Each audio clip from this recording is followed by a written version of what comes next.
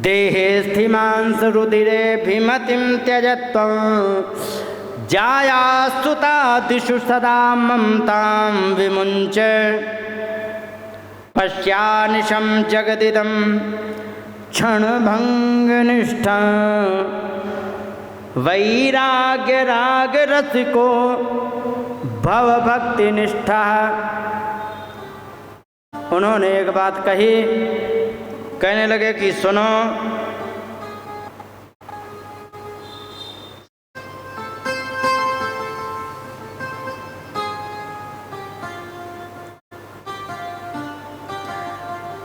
देह अस्थि मांस रुधिर, शरीर किसका बना है?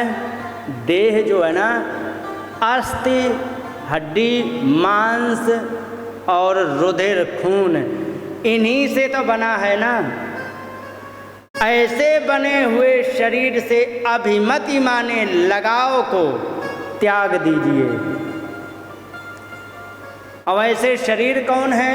कई की जाया, पत्नी, सुत, पुत्र, ये इन्हीं के तो बने हैं ना। चाहे तुम अपना शरीर पिताजी ले लो, चाहे पत्नी पुत्र का शरीर है तो इसी से। तुम इनसे बने हुए शरीरों से अभिमति माने लगाव को त्याग दो, बात खत्म। इनसे तुम पत्नी पुत्र से ममता का त्याग करके पश्चानिदं जगदिदं क्षणभंगनिष्ठा, ये संसार को प्रति क्षण ये जान लीजिए कि हर क्षण ये नष्ट हो रहा है।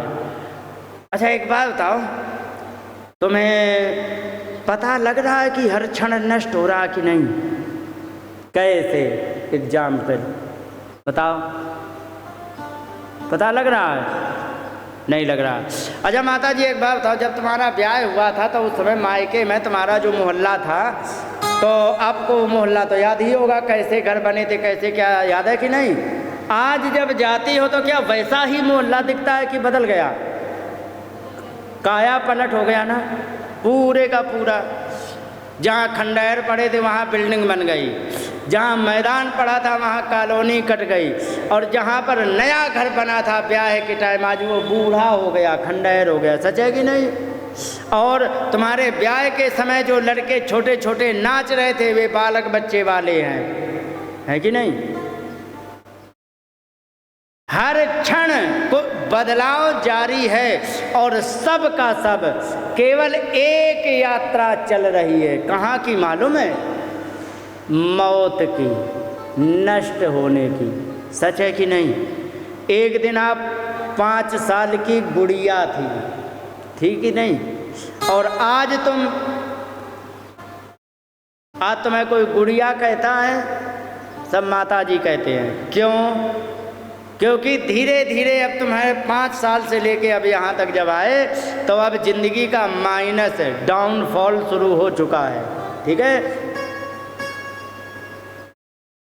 जीवन जितना आगे बढ़ता है केवल एक ही यात्रा, एक ही डेस्टिनेशन की यात्रा पूरी करता है। वो मालूम है कौन सा? मौत। जैसे कि एक बात बताओ, मान लीजिए भिवानी से ट्रेन जाती है सीधे दिल्ली, ठीक है? और भिवानी से दिल्ली जो ट्रेन जाती है तो भिवानी में जब तक खड़ी है तब तक भिवानी और जितनी दूर दिल्ली है उतनी दूरी है, ठीक है? ट्रेन चल दी तो सच बताना, दिल्ली दूर हो रही है कि पास हो रही है? सच है कि नहीं? जीवन के 2 ही स्टेशन हैं। सबसे पहला स्टेशन है जन्म का और आखिरी मृत्यु का। जितनी यात्रा जारी हो रही तो कहाँ की हो रही है? बस क्योंकि जिस समय आप 5 साल के थे तो लाला थे, आज बूढ़े हो गए। सच बताना, अब तुम्हें ब्याह की याद आ रही कि उसकी याद आ रही है?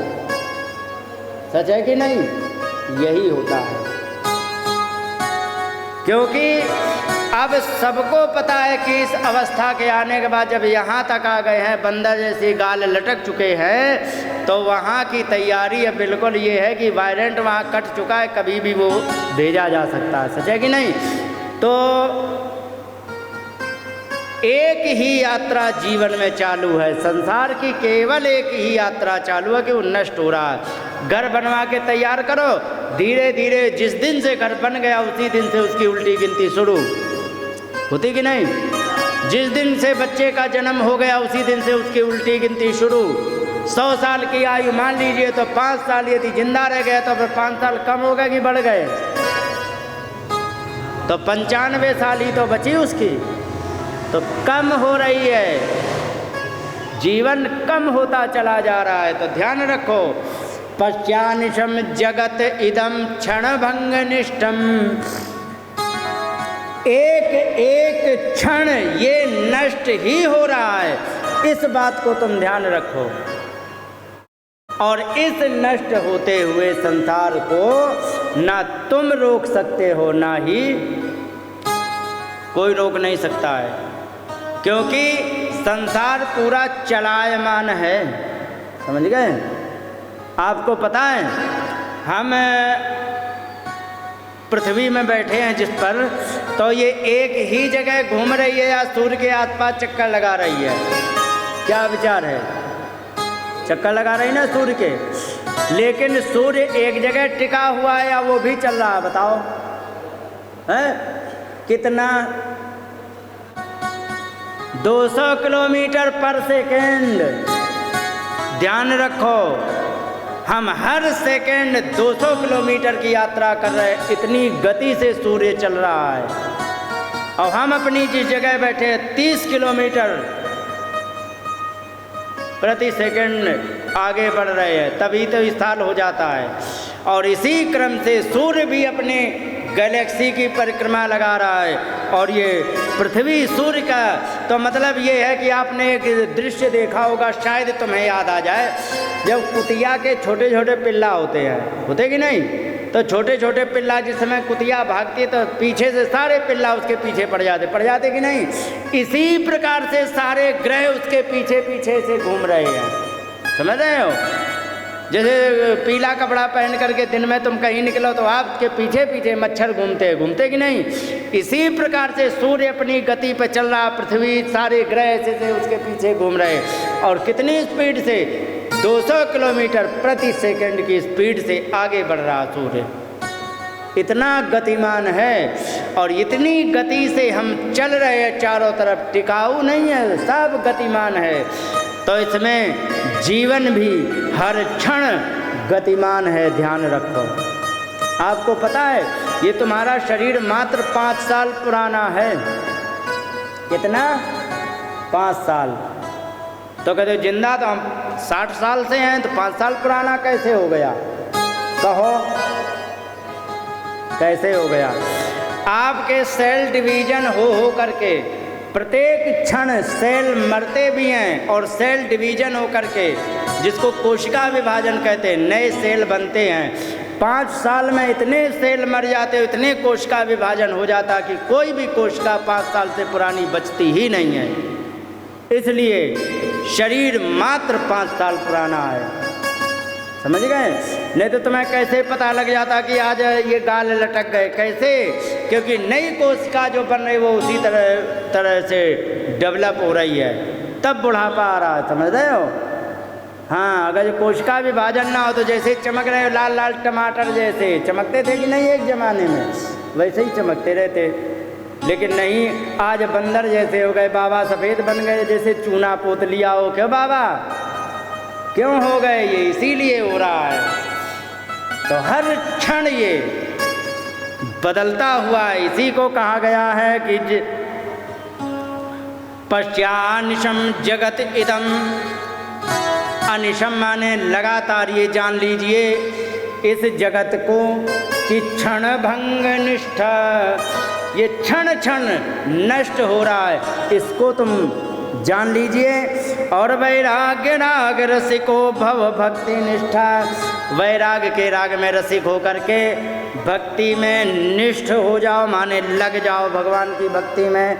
और दूसरी बात ये है, धर्मम भजस्व सततम त्यज लोक धर्मान, संसार के सारे धर्म को त्याग दो। कौन से संसार के धर्म? कि ये बालक की पूजा हमें सेवा करनी चाहिए, इसका ब्याह हो जाए, इसका, ये संसार के धर्म है। और एक अपना धर्म होता है, वो कौन सा? जो मात्र आत्मा का केवल एक धर्म है कि वो परमात्मा का भजन करे, बस।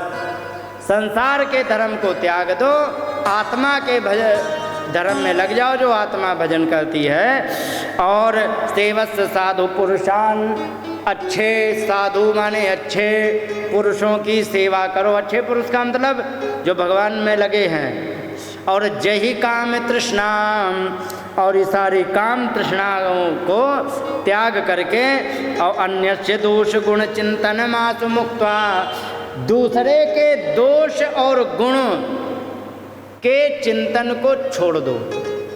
ध्यान रखो, दोष का चिंतन करोगे तो उससे ईर्ष्या होगी, तुम्हें पाप लगेगा। गुणों का चिंतन करोगे उससे प्रेम होगा तो बंधन होगा, दोनों तुम्हें बंधन कारक हैं। पाप होगा तो भी तुम्हें बंधन में पड़ना पड़ेगा, और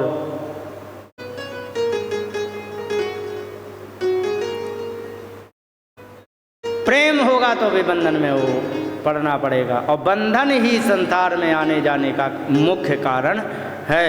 इसलिए सेवा कथा रस महो नितराम पिबत्वम, भगवान की कथा और भगवान की सेवा, और हमेशा इसको पान करते रहिए, और इससे तुम्हारे जीवन का कल्याण हो जाएगा। इस प्रकार से गोकर्ण जी ने जिस समय समझाया कि तुम्हें ये करना है, तब वे जा कर के सीधे पहुंच गए वन में भजन करने के लिए। लेकिन एक बात और हो गई, पिताजी चले गए भजन करने, गोकर्ण जी थे, उन्हें घर द्वार से कोई मतलब था नहीं, क्योंकि उनकी कहाँ से संपत्ति, क्योंकि वो तो गाय से पैदा हुए, गाय की प्रॉपर्टी क्या, और उन्हें कोई लेना देना भी नहीं था, क्योंकि संत के प्रसाद हैं वे। और संत का प्रसाद जो होता है वो भगवान के भजन के अतिरिक्त कुछ नहीं चाहिए, उन्हें संसार वैसे ही नहीं चाहिए था।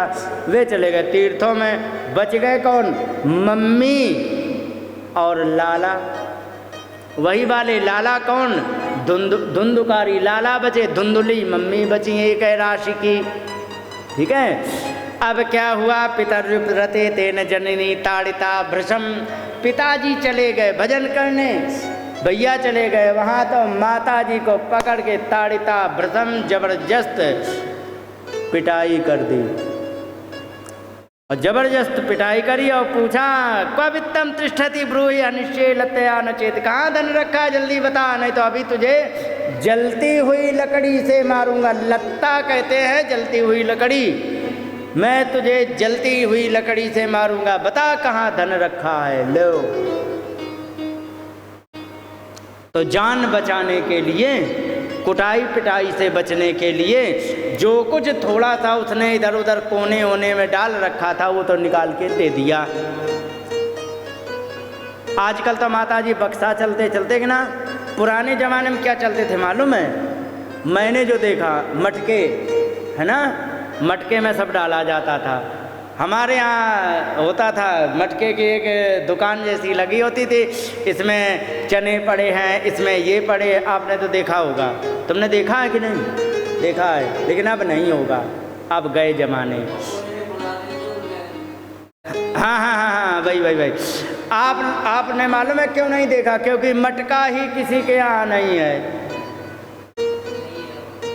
सच है कि नहीं? पहले हर साल 2-3 मटका निपट जाते थे। क्यों? क्योंकि मटके का काम होता है पानी को फिल्टर करना, और पानी फिल्टर करेगा तो गंदगी को अपने में सोख लेगा। जहाँ ज़्यादा गंदा पानी होता तो गंदगी को ज़्यादा सोख लेता, मटका रिजेक्ट, तुरंत उसको ले लिया जाता था, काम में फिर नहीं आता था, फिर वो फिल्टर कर पिलाता था। तो ऐसे हर गर्मी में 2-3 मटके, मतलब 1 महीना मुश्किल में चलता था। 4-5 महीना गर्मी होती है, आराम से 3-4 मटके निपट जाते थे। आजकल आते ही नहीं, फ्रिज में रख दिया, पानी बना के जहर पी रहे साहब। कैसा है कि ठंडा पानी। और जबकि मटके का पानी रेगुलेटेड होता है, ध्यान रखो, उसको तुम ज़्यादा ठंडा कर ही नहीं सकते किसी भी कीमत पर। 20 डिग्री पर फिक्स होता है, समझ गए। 20 डिग्री से ज़्यादा ठंडा पानी वो नहीं करेगा, क्योंकि इतनी उसकी कैपेसिटी है। और 20 डिग्री का पानी कभी भी तुम्हारी सेहत को नुकसान करता ही नहीं है। लेकिन जो फ्रिज में पीते हो 10 डिग्री कर लिया, 5 डिग्री, जैसे ही मुंह में डाला नाल सिकुड़ गई ठंड की वजह से, वो नुकसान करता है। और मटके के पानी में सुगंधी निकलती है कि नहीं, मालूम है क्यों? क्योंकि उसने मिट्टी में जो अपने तत्व होते हैं उनको ऐड कर दिया, तो वो जो अच्छे तत्व जो जब ऐड हो जाते तो उससे सुगंधी निकलती है, ध्यान रखो। और जैसे कि फ्रिज का पानी है 2 दिन रखा रहे बदबू देने लगता है, क्यों? क्योंकि उसमें गैस की बदबू आ जाती है, इसीलिए फ्रिज का पानी मुझे बहुत बुरा लगता है, समझ गए। और मटके का पानी पी करके क्या सुगंधी होती है, धीरे धीरे सुगंधी खत्म हो जाती, ठंडा करना बंद कर देता, जान लीजिए कि इसका काम खत्म, ये फिल्टर नहीं कर पाएगा। और उसके बाद और मटके का पानी पीने वाले को कभी भी सांस की बीमारी नहीं होगी, मालूम है क्यों? क्योंकि जितना एसिडिटिक पानी होगा उस एसिडिटी को मटका सोख लेता है, एल्कलाइन पानी बना के देता है। एल्कलाइन पानी पीने से कभी भी उसको सांस की बीमारी नहीं होती। यहाँ पर पिताजी को माताजी को बढ़िया कुटाई पिटाई कर दी और उसके बाद उन्होंने जो कुछ बचा था सो ला के दे दिया, जान बचाई। अब वो विचार करने लगी क्या कि हे भगवान, कल जब आएगा, आज तो मैंने अपनी जान बचा ली, जो कुछ रखा था तो दे दिया, लेकिन कल जब आएगा तब हम कहाँ से देंगे? अब उसको ये चिंता बन गई। तो उसने क्या किया, रात में जैसे ही देखा आसपास कोई नहीं है तो तुरंत उसने जाके कुएं में गिर के आत्महत्या कर ली। अच्छा एक बात और बता दें, आदमी को आपत्ति में वही ज्ञान आता है जो उसका संस्कार होता है, ठीक है। पिताजी का संस्कार था क्या, वेद पढ़े थे, शास्त्र पढ़े थे, भगवान पर निष्ठा थी। तो अपने लाला से पूछा कि क्या करना चाहिए, तो लाला ने बताया भगवान का भजन करना चाहिए, तो भजन करने चले गए। पिताजी ज्ञानी थे तो भगवान का भजन करने चले। माताजी को ज्ञान से कोई लेने देना नहीं था, तो उनको कोई रास्ता नहीं सूझा तो आत्महत्या की उन्होंने। नहीं तो वो भी जा कर के भगवान का भजन तो कर सकते थे कि नहीं कर सकते थे, लेकिन क्यों नहीं किया? क्योंकि उनके संस्कार वे नहीं थे। कैसे कर ले, भजन के लिए संस्कार होने चाहिए, संस्कार थे नहीं।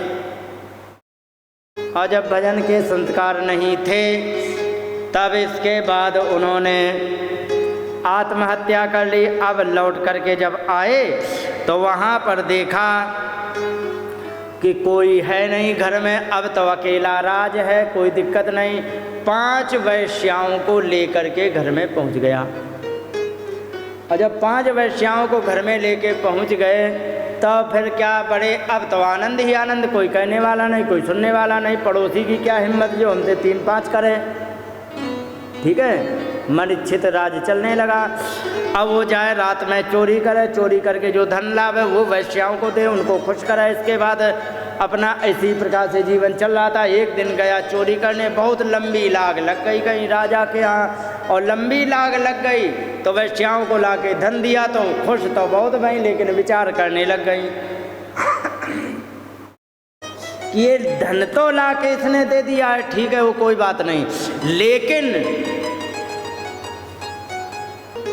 तो धन तो ला करके दे दिया। विचार किया कि एक बात बताओ, ये इसने राजा की लगे चोरी करी है और राजा की खुफिया एजेंसी इसको जरूर धर लेगी, डरेगी कि नहीं, पता तो लग ही जाएगा कौन ले गया। और खुफिया एजेंसी ने यदि इसको धर लिया तो इसको तो फांसी पर लटका देंगे, धन सारा उठा के ले जाएंगे और हम तुम जैसे तैसे रह जाएंगे। हो सकता का हमें तुम्हें भी नाप दिया जाए। तो ऐसा करें, राजा जब तक पता लगा पावे उसके पहले हम तुम ही इसका काम तमाम कर दो। उन्होंने क्या किया, रात में आया, बड़े प्रेम से सुलाया, सुला करके और आराम से वहाँ रहे। और रहने के बाद फिर क्या हुआ कि रहने के बाद अंत में जैसे ही रात हुई सो गया, तो सोने के बाद उसको पकड़ लिया, पकड़ के चारपाई में बांध करके फांसी लगा करके उसको मारा। और जब बहुत मारा तो मरा नहीं, और जब मरा नहीं तो और घबरा गए कि जिंदा रह गया तो और आफत है। और जब मरा नहीं तो उन्होंने क्या किया, तत्तांगारस समूहश्च तन्मुखे ही विचिक्षिपु, जलती हुई लकड़ी को मुंह में उसके ठूंस दिया। और अग्नि ज्वालाति दुखे ने व्याकुलो निधनम गता, अग्नि की ज्वाला से बड़ा दुखी होकर के, व्याकुल होकर के, और वो अंत में वो मर गया। और जब अंत में मर गया तो उन वैश्याओं ने क्या किया कि वहाँ से वैश्याओं ने उस धन को लेकर के वहाँ से निकल गए। निकल करके यहाँ पर धुंधकारी, एक बहुत बड़ा धुंधकारी बबूआथ महान प्रेत कुकर्मता, धुंधकारी बहुत बड़ा प्रेत बन गया। और प्रेत बन करके वो भटकने लगा। एक दिन की बात, गोकर्ण जी आए घर में, तो घर में देखा तो सब सूना पड़ा। कहीं कहाँ गए, कि पता नहीं, तुम्हारे भैया तो वे, तुम्हारी भाभियाँ 5 थी, वे बता रही थी कि तुम्हारे भैया तो गए हैं कहीं कमाने के लिए, 1 साल में आएंगे, और भाभियों का पता नहीं है। अभी तक 2 दिन तक तो यहीं थी, लेकिन इसके बाद पता नहीं लगा कहाँ चली गई, हमें बाकी कोई जानकारी नहीं। तो उन्होंने कहा चलो ठीक है, रात तो हो ही गई है, अब सुबह पता करेंगे कहाँ क्या है। और रात में वहाँ पर गए, और जैसे ही सोए तो सो करके वो बड़ा भयंकर प्रेत के रूप में वहाँ पर धुंधकारी आ गया। कभी भैंसा बन जाए, कभी अग्नि बन जाए। यहाँ लिखा है सकित मेषा सकित हस्ती सकित च महिषो भवत। कभी मेष माने भेड़, भेड़ का मेल वर्जन क्या कहते हैं उसे, जो पुरुष भेड़ होता है उसको क्या कहते हैं? भेड़ नहीं जानते हो? जिनके बाल होते हैं, जिनके स्वेटर बनते हैं, क्या कहते हैं तुम्हारे यहाँ? भेड़ कहते हैं। भेड़ का जो पुरुष होता है उसको क्या कहते हैं? भेड़िया है, मीड़ा, हाँ वही मीड़ा। और कभी सकित हस्ती, कभी कभी हाथी बन जाए। सकृत च महिषो भवत, कभी वो भैंसा बन के आ जाए। और कहाँ गया, हाँ सकित इंद्र सकित चाग्नि, कभी इंद्र कभी अग्नि बन करके दिखाई देने लगा, बड़ा भयंकर दिखे। गोकर्ण जी जान गए कि ये कोई प्रेत आत्मा है भटकी हुई, इसको देखे क्या है। तो उन्होंने जल लिया, वैसे फेंक करके मारा। तो वहाँ पर रुक गया, पूछा तुम कौन हो? अब बोल ना पावे। जब बोल ना पावे तो फिर उन्होंने एक बार गायत्री पढ़ करके और ततो अंजलो जलम कृत्वा गोकर्णो तदम उदयरयत, और इसके बाद हाथ में जल लेकर के गायत्री पढ़ के उसके मारा। तो उसकी वाणी निकली, और जब वाणी निकली तो कहने लगा कि हम भ्राता तो दियोस्मी, मैं तुम्हारा ही भैया हूँ। धुंधुकारीत नामतः, मेरा धुंधुकारी नाम है। क्या करे स्वकीय ने वो दोषेण ब्रह्मत्वम नाशितम मया, अपने ही कुकर्मों से मैंने सारा ब्राह्मणत्व नष्ट कर लिया है। अब आप मेरे उद्धार के लिए कोई उपाय बताइए, क्योंकि मेरे कर्मों की कोई गति नहीं, मैंने कैसे कैसे कुकर्म किए हैं हमें तो अब पता लगा, और इसके बाद मेरा आप उद्धार कर दीजिए। तो उन्होंने कहा कि मैंने, गोकर्ण जी ने कहा कि मैंने तो तुम्हारे लिए गया श्राद्ध किए थे, तुम्हारा कल्याण नहीं हुआ। अरे कहेगी गया श्राद्ध सतेना भी मुक्तिर्ना में भविष्यति, तुम 100 गया श्राद्ध क्यों ना कर लो, मेरी मुक्ति नहीं हो सकती है। क्यों? क्योंकि मेरे कर्म ही इतने भयंकर हैं कि मैं उससे ऐसे नहीं निपट सकता हूँ। तो कहेगी क्या करें फिर? कहेगी अब ये तो आपको विचार करना है, क्या करना है। हाँ हाँ हाँ हाँ हाँ, हमारा भी। तो यहाँ पर उन्होंने जब कहा कि हमारे कर्मों की कोई गिनती नहीं, कुछ उपाय करो, क्या करें? तो कहे कि ये तो आपको पता करना है। तो कहे कि मुझे तो कुछ पता नहीं है, ऐसा करते हैं कल हम कुछ किसी विद्वान से पूछ करके कुछ बताते हैं, कहते हैं तुम्हारा उपाय। कहे कि ठीक है। अब वहाँ पर सुबह हुए, उन्होंने गांव वालों को, ऐसे बड़े बूढ़ों को, आप जैसों को बुलाया, बुला करके कहा ऐसी बात है, बताओ क्या होना चाहिए। कहने लगे देखो हम तो गांव के हैं, खेती बाड़ी चरवाहे वगैरह का काम करने वाले, हम क्या जाने, मुझे न ज्ञान है न, ये तो आप समझो क्या करना है, मैं क्या बताऊं। सबसे पूछा, कोई जवाब नहीं मिला। सूर्य भगवान से पूछा, उन्होंने कहा इसके लिए तो मात्र एक ही चीज़ है, श्रीमद् भागवत तान मुक्तिर सप्ताहम वाचनम कुरु। केवल एक ही तुम्हारे लिए उपाय है कि श्रीमद् भागवत कथा सप्ताह का तुम वाचन कर दो और तुम्हारे भाई की मुक्ति निश्चित हो जाएगी। उन्होंने तुरंत सप्ताह का वाचन का आयोजन किया। आयोजन करके वहाँ पर अब उसे बुलाया तो वो बैठ ना पावे, क्योंकि हवा के रूप में जहाँ से हवा अब वहीं उड़ के चला जाए। बांस लगाया गया, उसमें बैठाया गया, 7 गांठ का बांस। एक एक दिन की कथा हुई, एक एक गांठ चटकती गई। जब एक एक दिन की कथा में एक एक गांठ चटकती गई तो फिर परिणाम ये निकला, क्या परिणाम ये निकला यहाँ पर कि 7 दिन में बड़ा बढ़िया दिव्य रूप धरो जातो तुलसी दाम मंडिता। सुंदर दिव्य रूप धारण करके तुलसी धाम माने माला आदि से मंडित माने सुशोभित हो गया। और पीतवासा घनश्याम भ्रकुटी कुंडलान्विता, पीले वस्त्र धारण करके, सांवला शरीर और मुकुट धारण करे, कुंडलान्विता कुंडल आदि पहन करके, और भाई को प्रणाम करके और उनको कहने लगे कि तुमने आज मुझे मुक्त करा दिया। धन्या भागवती वार्ता प्रेत पीड़ा विनाशिनी सप्ताहोपि तथा धन्यम कृष्ण लोक फलप्रदा। धन्य ऐसी भागवत की वार्ता जिसने मुझे जैसे प्रेत को मुक्त करा दिया, और धन्य है उसमें भी सप्ताह की कथा और भी धन्य है जो कि भगवान कृष्ण के फल को देने वाली है। और इस प्रकार से उनका कल्याण हो गया। और जैसे ही कल्याण हुआ, कल्याण होकर के भगवान के पार्षद उन्हें लेके गए तो सारे गांव वालों ने दुपट्टा पकड़ लिया गोकर्ण जी का। कहने लगे कि एक बात बताओ, कथा तो मैंने भी सुनी और कथा इनने भी सुनी, इनके लिए विमान क्यों आया, मेरे लिए विमान क्यों नहीं आया, ये बताओ। तब वहाँ पर उन्होंने कहा है, देखो सुनते तो सब लोग हैं, ठीक है,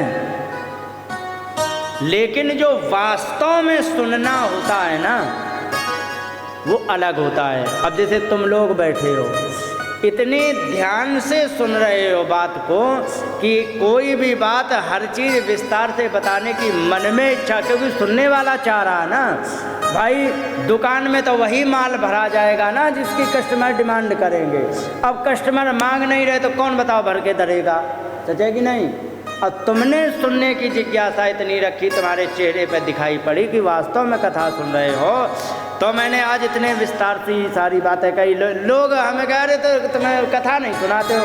अरे कथा तुम्हें हम सुनाते रहे हैं कथा ही, लेकिन तुम्हें आज तक सुनी नहीं है और तुमने आज तक पहली बार सुनने की जिज्ञासा ही नहीं रखी। तो जो मैं कथा सुना रहा हूँ वो तुम्हें लग रहा कि व्यर्थ की बातें कर रहे, क्योंकि तो तुम्हें नाच गाना पसंद था, वही तुम्हें करा दिया जाए, तो वो कथा नहीं होती है।